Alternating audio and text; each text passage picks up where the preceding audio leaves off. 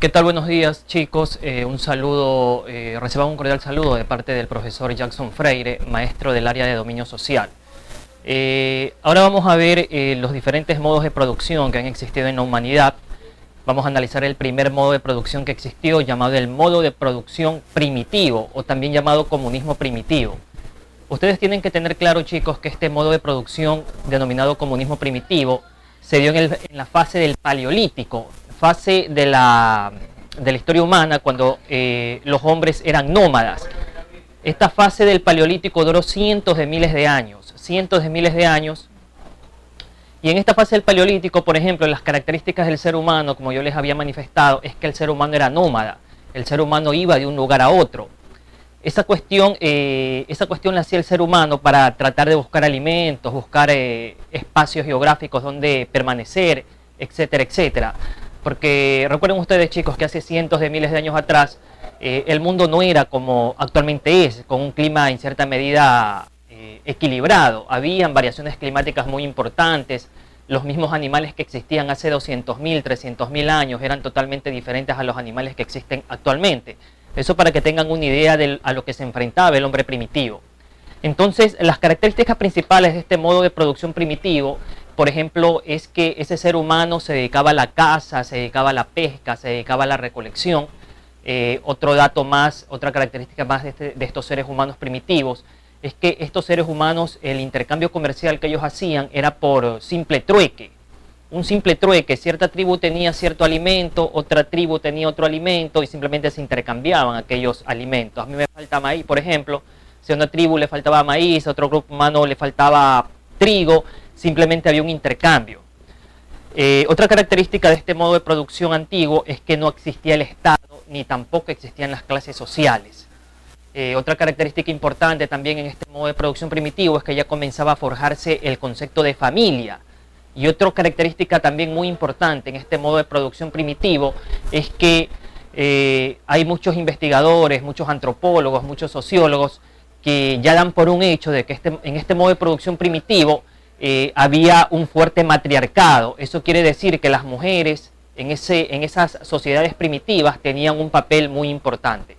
Correcto, eso es para que tengan en cuenta este modo de producción, el primero que existió en la humanidad, el modo de producción primitivo. Correcto.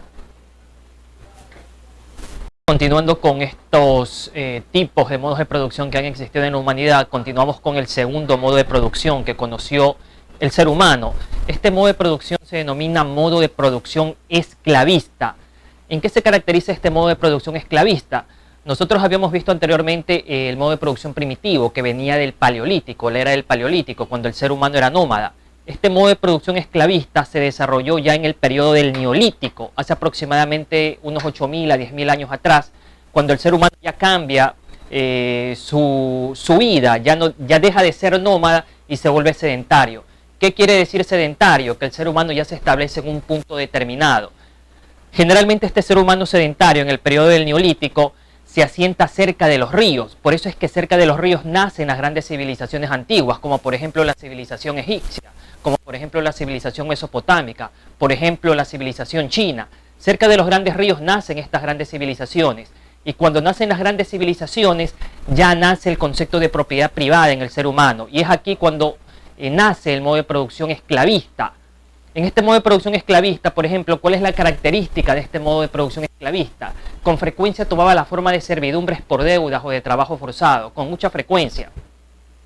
Por ejemplo, civilizaciones que se caracterizaron mucho por este modo de producción esclavista, tenemos la civilización romana y la civilización griega. En otros lugares donde se dio este modo de producción esclavista, ¿no? Es el modo de producción en ciertos países del Asia, se lo denomina modo de producción asiático, que es muy parecido al modo de producción esclavista, prácticamente lo mismo. A medida que fue pasando el tiempo, no quiere decir que la esclavitud no haya terminado. El modo de producción sí terminó, pero la esclavitud no. Recordemos que en los años que vinieron después, seguía existiendo la esclavitud. Por ejemplo, cuando se descubre América y los conquistadores traen esclavos precisamente de África. Eso para tener muy en cuenta. Otra característica más de este modo de producción esclavista, como yo les había manifestado, es que la esclavitud fue un fenómeno que existía al margen de la mano de obra rural. Entonces, Este es el segundo modo de producción que conoció la humanidad, modo de producción esclavista, ¿correcto? Bien, continuando con los diferentes tipos de modos de producción, continuamos con el modo de producción feudal. ¿Cuándo surge este modo de producción feudal? Principalmente surge en Europa en el año 400 después de Cristo, cuando cae el Imperio Romano, hasta el año 1400 aproximadamente. Durante todo ese periodo florece el modo de producción feudal. ¿Y en qué se caracteriza este modo de producción feudal? En que se divide en dos clases: los señores feudales y los campesinos siervos. ¿Cuáles son las características de estos dos grupos humanos? Los señores feudales eran terratenientes, dueños de grandes extensiones de tierras, y para ellos trabajaban los siervos. Entonces había una relación amo-siervo. El amo, el gran señor feudal, terrateniente, dueño de grandes extensiones de tierra, y para él trabajaba el siervo. Y esta servidumbre se daba mediante un contrato muy particular que se daba entre el señor feudal y el siervo. Otra característica aquí muy importante es que el clero también tenía una participación muy importante dentro de la sociedad feudal, y estos también poseían grandes extensiones de tierra. Y como yo les había manifestado, los últimos en la escala social eran los siervos, que dependían de los señores feudales y eran explotados. Durante todo este tiempo, este modo de producción feudal tuvo una gran importancia en Europa, hasta que ese modo de producción feudal decae ya por el año 1400 después de Cristo, y florece otro modo de producción. Entonces, para que tengan claro aquí, en el modo de producción feudal, la relación amo-siervo. El amo, parte de la nobleza, el gran señor feudal, y el siervo que trabajaba para aquel amo. ¿Bien? Bien, ¿qué tal? Continuando con los diferentes modos de producción, vamos ahora a analizar el modo de producción capitalista. ¿Cómo va surgiendo este modo de producción capitalista? ¿Cómo va evolucionando? Bueno, en Europa suceden una serie de acontecimientos históricos. Por ejemplo, en el año 1200 suceden las cruzadas. ¿Qué fueron las cruzadas? Cuando los europeos cristianos van a conquistar Tierra Santa y sucede una guerra entre cristianos y musulmanes. ¿Qué trae como consecuencia ese suceso histórico? La consecuencia es que hay intercambio comercial entre Europa y el Medio Oriente y los pueblos asiáticos. Va pasando el tiempo, llegan los años 1500 y sucede un fenómeno en Europa denominado el Renacimiento. ¿Qué fue el Renacimiento? El Renacimiento surge en Italia, y una de las características del Renacimiento es que surge el interés por el individualismo en el ser humano. Aquello, junto con el florecimiento del comercio, cambió la psiquis humana, cambió la manera como ellos veían el mundo. Otro acontecimiento histórico también importante: recordemos que en 1492 se descubre América, y los europeos, una vez que sacan toda la riqueza de América, eso ayudó a esta dinámica capitalista a que florezca. Llegan los años 1750 y sucede otro fenómeno en Europa, que fue la Revolución Industrial, que sucedió en Inglaterra.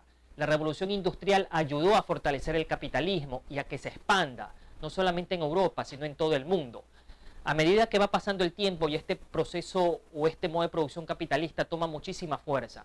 ¿Y cuáles son las características principales de este modo de producción capitalista? Son las siguientes. Se caracteriza por la propiedad privada de los medios de producción. Se basa principalmente en las leyes de la oferta y la demanda. La producción se lleva a cabo para el intercambio y la circulación en el mercado. Los dueños de los medios de producción son la clase dominante. Cabe indicar aquí un personaje muy importante que fue Adam Smith, un economista escocés al cual se lo considera el padre del capitalismo. Una característica del capitalismo es la dependencia en el trabajo asalariado para un gran segmento de la población.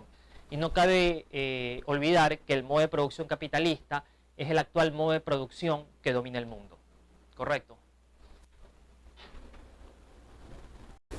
¿Qué tal? Continuando con los diferentes tipos de modos de producción, vamos a continuar con el modo de producción socialista.